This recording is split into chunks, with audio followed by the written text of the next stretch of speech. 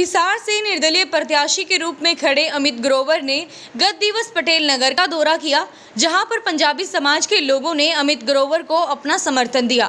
अमित ग्रोवर ने पंजाबी समाज के लोगों से वोटों की अपील करते हुए कहा कि इस बात से आप पूरी तरह से वाकिफ है कि एक पार्षद होने के नाते मैंने अपने वार्ड में भरपूर विकास कार्य करवाए हैं और हो भी रहे हैं। मैं आपको यकीन ही नहीं बल्कि विश्वास दिलाता हूं कि जिस प्रकार एक पार्षद होने के नाते मैंने अपने वार्ड में विकास कार्य करवाए हैं, उसी प्रकार एक विधायक बनकर भी हिसार में विकास कार्यों की झड़ी लगा दूंगा। सिटी बिग न्यूज से खास बातचीत के दौरान अमित ग्रोवर का कहना है कि पटेल नगर में आने के बाद उन्हें भरपूर समर्थन मिला और जिस तरह से जनता ने मुझे समर्थन दिया उसे तो देखकर यही लगता है कि पटेल नगर के लोग पिछले विधायकों के कार्यकाल से संतुष्ट नहीं है और वो किसी ऐसे विधायक को चाहते हैं जो हिसार के विकास कार्यों के बारे में सोचे और करवाए भी। आइए आपको भी सुनवाते हैं अमित ग्रोवर की सिटी बिग न्यूज के साथ खास बातचीत।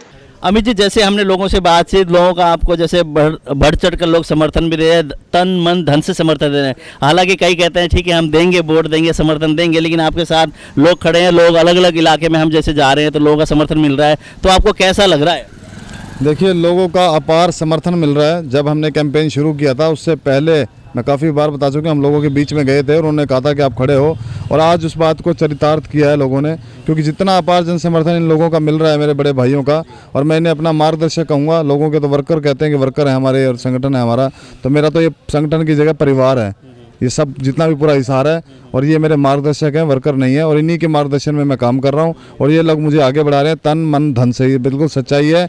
और आने वाले जो पिछले 4-5 दिन थे उनके अंदर लोगों का मतलब हुजूम साथ में जुड़ता ही जा रहा है और लोग खुद संपर्क कर रहे हैं, खुद मीटिंग कर रहे हैं और खुद मुझे बुला रहे हैं कि आप हमारे एरिया में आओ, हम आपको मिलवाते हैं। और ऐसा पिछले दिनों जहाज पुल पे एक मीटिंग हुई, अभी आज पटेल नगर में मीटिंग बुला रखी है, इससे पहले लाजपत नगर के अंदर आज रात को फिर बुलाया गया है, जहाँ तक कि वाल्मीकि मोहल्ले में वाल्मीकि भाई है जो, उनका भी अपार जन समर्थन मेरे साथ है। जैसे आप कहते हैं छत्तीस बिरादरी ने आपको उतारा है, छत्तीस बिरादरी का आपको साथ है, वहीं पंजाबी समुदाय के लोग कुछ मीटिंग चल रही है, कुछ तरह से अंदर खाते हमें सुनने में आया कि आपको समर्थन देने की बात चली है, ये सही बात है क्या करें? देखिए, 36 बिरादरी के साथ ही चलता हूँ मैं। 36 बिरादरी का प्यार मेरे साथ है। मेरे वार्ड के अंदर जब मैंने इलेक्शन लड़ा था तो टोटली जितने भी बिरादरी हमारे सेक्टर के अंदर बैठी हैं, चाहे वो अग्रवाल समाज हो, चाहे वो जाट समाज हो, चाहे वो पंजाबी समाज हो, चाहे उसके अलावा जो भी शर्मा पंडित जितने भी हैं, सभी मेरे परिवार की तरह और पूरे मेरे साथ जुड़े हुए हैं आत्मा से, दिल से, और वो मुझे सपोर्ट कर रहे हैं। समाज अलग अलग समाज, अब कल वाल्मीकि समाज ने मुझे बुलाया था तो उनका भी समर्थन मुझे मिल रहा है। जैसे दो बड़े घराने जैसे भजनलाल परिवार, जिंदल परिवार की तरफ से रामनिवास राड़ा मैदान में, और भारतीय जनता पार्टी जो अभी हरियाणा में पिछले 5 साल उन्होंने कार्यकाल किया, सेंटर में भी उनकी सरकार है और 5 साल विधायक भी रहे, डॉक्टर कमल गुप्ता भी मैदान में, तो आपको क्या लगता है किसके साथ आपका मुकाबला रहेगा या किस तरह से नतीजे आने? देखिए, मेरा मुकाबला किसी पार्टी के साथ नहीं है, ना मैं कर रहा हूँ, ना मेरा किसी व्यक्ति विशेष के खिलाफ है।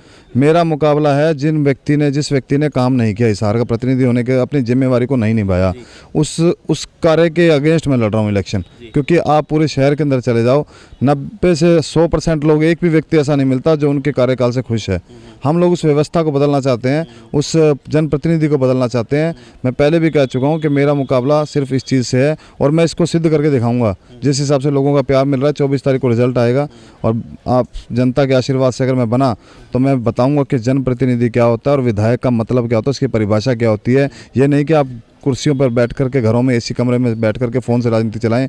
लोगों की, जनता के बीच में आके काम करूंगा, लोगों से पूछ के काम करूंगा कि आपको क्या समस्या है, आप बताओ, और तुरंत मौके पर अधिकारियों को बुला करके उसका कार्य का समस्या का समाधान करने का प्रयास। जैसे वार्ड नंबर 14 से आप पार्षद है, पहली बार आप चुनाव लड़े, आप जीत गए, तो लोगों ने आपको मैदान में उतार दिया है, बड़ा मैदान में आपको उतारा है, तो बड़े मैदान में कितना का आप कामयाब हुए, किस तरह के आप विजय होने की वो ले रहे हैं? देखिए, मैदान बहुत बड़ा है और मैं छोटा सा एक इंसान हूँ, मेरी कोई हैसियत नहीं थी इसको लड़ने की, लेकिन जनता ने जनता की जो टिकट होती है, क्योंकि लास्ट टाइम भी मैंने बोला था कि जनता ने अपनी टिकट दे के मुझे उतारा है और जनता की टिकट इन सब राजनीतिक दलों से बड़ी टिकट है। तो मेरा हौसला बुलंद है, मैं लगातार लोगों के बीच में जा रहा हूँ और लोगों का अपार जन समर्थन मिलता है तो और ज़्यादा हौसला आता है और मुझे लगता है कि हम लोग जीत के और बढ़ चुके हैं। तो आप अंतरात्मा क्या कहती है आपकी? अंतरात्मा कह रही है कि 24 तारीख को हम लड्डुओं के साथ में और यहाँ पूरी खुशियाँ मनाएंगे हिसार के अंदर।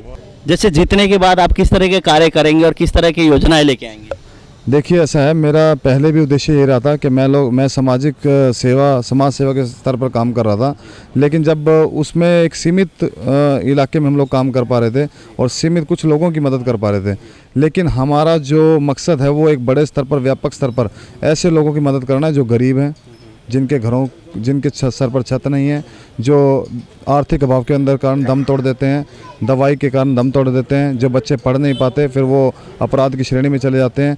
मेरा मुख्य फोकस उनके ऊपर है। मैं कल परसों भी 3-4 जगह ऐसी गरीब बस्तियों में गया था जहाँ ऐसे बच्चे रहते हैं, जहाँ ऐसे लोग रहते हैं। उनको हम सरकारी योजनाओं के तहत, कई योजनाएं ऐसी चलती हैं जो गरीबों तक पहुंचती नहीं हैं, उनको पहुंचाने का काम करेंगे, उनके सर पर छत लेकर के आएंगे, उन बच्चों को पढ़ाने का काम करेंगे। और सबसे बड़ी बात, आज समाज के अंदर 2 चीज़ों की सबसे बड़ी कमी है। अगर आप उसको सुधार दोगे तो हिसार के शहर का विकास भी होगा, हरियाणा का भी होगा। उसमें एक शिक्षा और एक स्वास्थ्य सुविधाएँ मिलनी चाहिए। आज हमारे सरकारी हॉस्पिटल को देख लो, वहाँ अव्यवस्था फैली हुई है, वहाँ दवाइयाँ नहीं है, वहाँ दवाइयाँ जो फ्री मिलनी चाहिए वो नहीं मिलती है। और आज घंटों लाइनें लगी हुई हैं। तो हम लोग सिविल हॉस्पिटल का सुधार करना चाहते हैं, हम हिसार के अंदर एम्स खोलना चाहते हैं, इस तरह की कई चीज़ें हम चाहते हैं। उसके अलावा शिक्षा स्तर, आज सरकारी स्कूलों की हालत बड़ी ख़राब है, उनको सुधारना चाहते हैं। तो ये बेसिक चीज़ें हम पूरी करेंगे तो हिसार का विकास होगा। और इसके अलावा शहर में स्वच्छ जल की सबसे बड़ी कमी है।